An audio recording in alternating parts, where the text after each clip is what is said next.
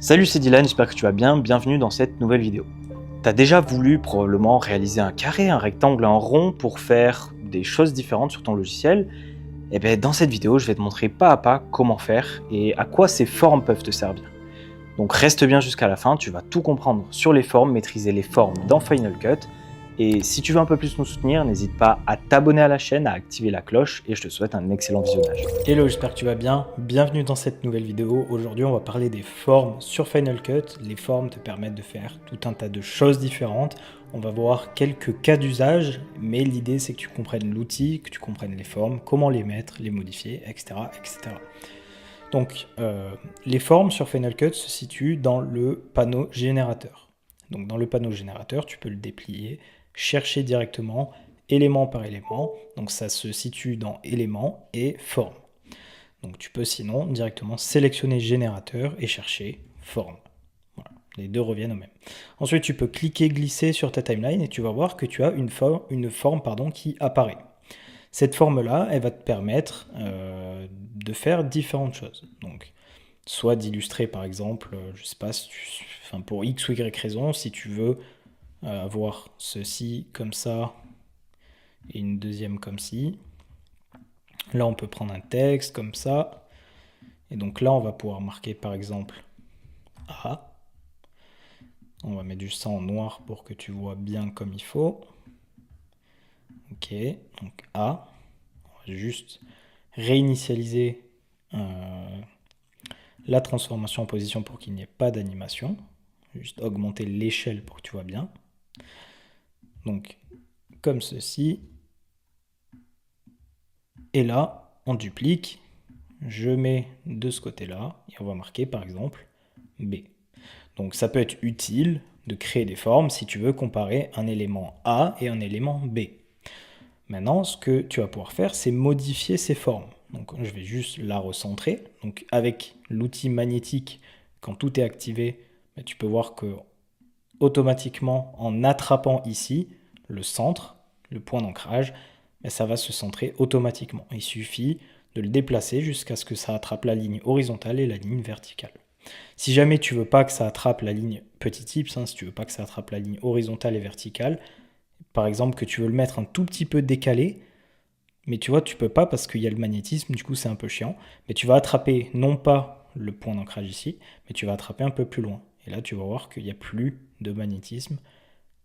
Mais par contre, si tu veux le magnétisme, tu rattrapes le centre. Voilà, petite parenthèse. Maintenant, on continue sur nos formes. Donc, quand tu mets une forme donc, sur ta timeline, tu cliques, tu glisses. Ici, tu vas avoir un panneau qui apparaît à côté de ton panneau de transformation, d'effet. Tu vas avoir ce petit paramètre publié qui apparaît. Donc chaque chose que tu mets sur la timeline, qui est issue de générateur ou titre, a ses propres paramètres publiés. Pour les formes, tu vas pouvoir changer shape, donc la forme en elle-même.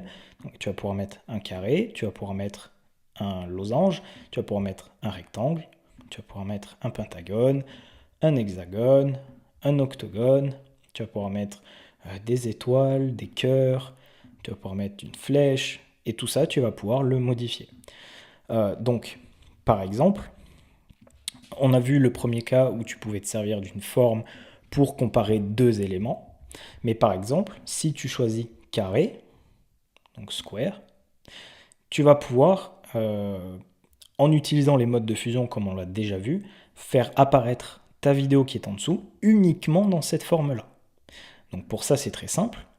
Tu appliques le mode de fusion, par exemple Stencil Alpha, et tu vois que ta vidéo, elle apparaît uniquement à la forme de ton carré. Donc ce qui est en dessous prend la forme de ce carré-là.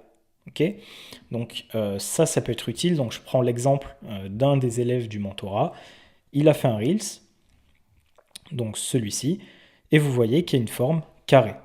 Donc là, lui, il a les bords arrondis. Donc comment on fait pour avoir les bords arrondis? C'est très simple, on retourne, donc on sélectionne notre forme, on retourne dans les paramètres publiés.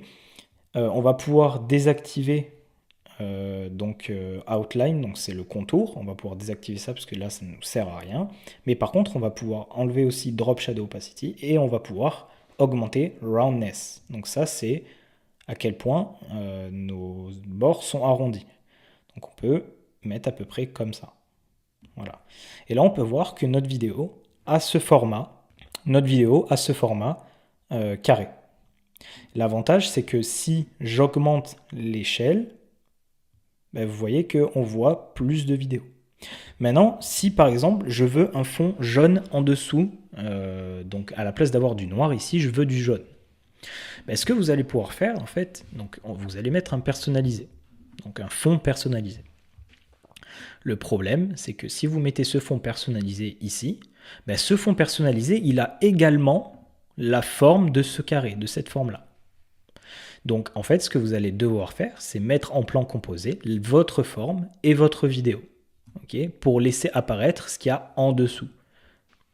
Et donc là, par exemple, alors, je vais juste le mettre en jaune directement pour que vous voyez bien la différence. Donc là, je le mets en jaune. Okay. Donc là, on ne le voit pas parce que notre fond personnalisé a pris la forme de notre carré au bord arrondi. Donc là, je vais mettre notre forme et notre vidéo stock footage en plan composé. Donc option G du clavier, entrée. Et là, vous avez votre fond personnalisé qui est apparu. Pourquoi? Parce que vous avez votre carré et le mode de fusion de ce carré qui s'applique uniquement à notre vidéo stock footage. Et donc là, c'est comme si on avait une nouvelle vidéo au final. Et donc, ça laisse apparaître le fond personnalisé. Et donc là, on a personnalisé quelque chose d'assez cool. Voilà, simplement. Donc les formes peuvent servir pour tout un tas de choses.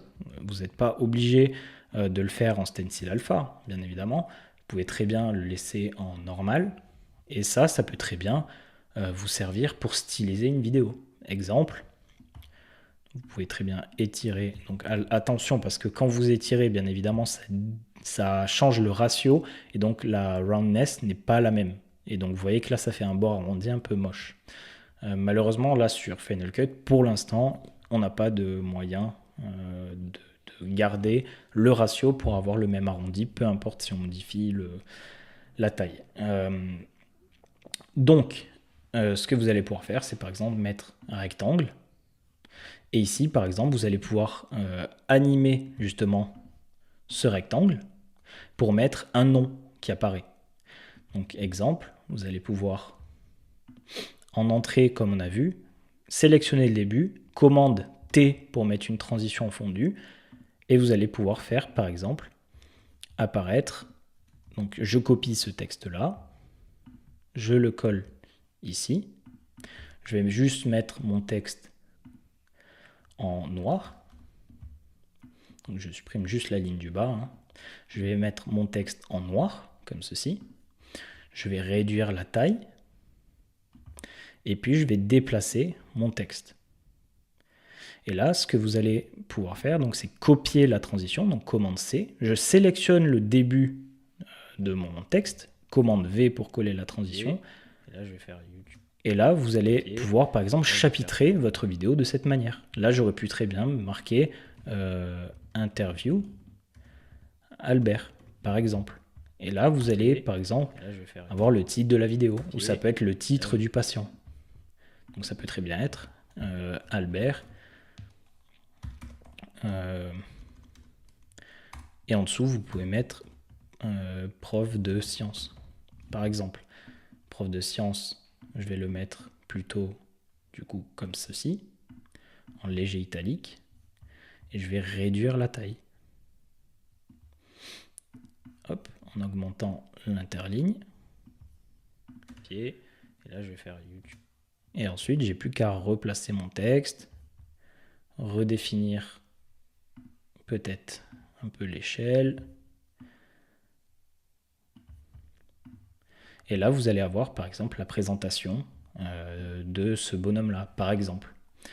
Ce que vous allez pouvoir faire, c'est juste l'aligner sur la droite. Et on replace bien comme il faut notre texte. Et voilà, par exemple. Et si je veux compléter, Albert Betano, voilà, pour avoir un rectangle un peu moins vide. Et là, vous allez avoir une apparition où on présente, par exemple, le personnage. Donc les formes peuvent avoir tout un tas d'intérêts, vous en avez plein. Elles se situent dans générateur. Soit vous tapez forme, soit vous allez dans éléments directement ici. Voilà. J'espère que cette vidéo vous aura plu. Pensez au mode de fusion, pensez aux animations. Là, il est temps de enfin combiner tout notre savoir et de l'appliquer à chaque élément. L'idée, c'est que vous maîtrisiez l'outil et pas juste élément par élément les effets en particulier, quoi. L'idée, c'est vraiment de comprendre que chaque cours qui suit a une logique. Chaque cours qui est dans la formation s'applique au suivant et au précédent. Donc prenez en compte ça et apprenez à maîtriser l'outil et ne pas maîtriser juste les effets en particulier. Ciao!